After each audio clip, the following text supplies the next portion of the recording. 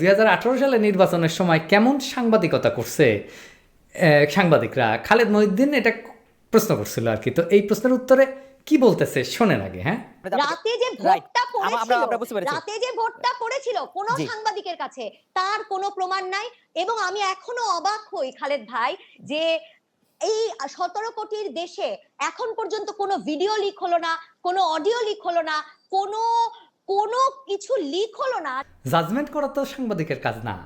তুমি যে সাংবাদিকতা করো এটা তো তোমার স্টেটমেন্টই আছে। তুমি কইতেছো রাতের ভোটের বিবৃতি আসছে।